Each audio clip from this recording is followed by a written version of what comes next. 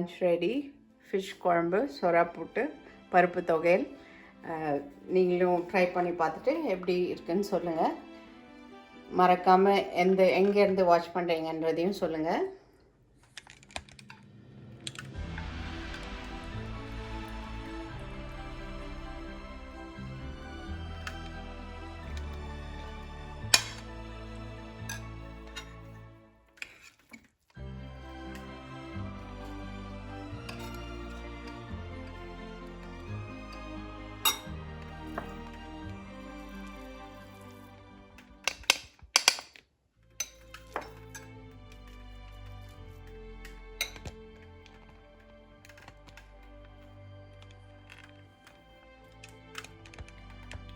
இதுதான் லன்ச் நான் சாப்பிட போகிறேன். ஃபிஷ் குழம்பு, சொரா போட்டு பருப்பு தொகையல்.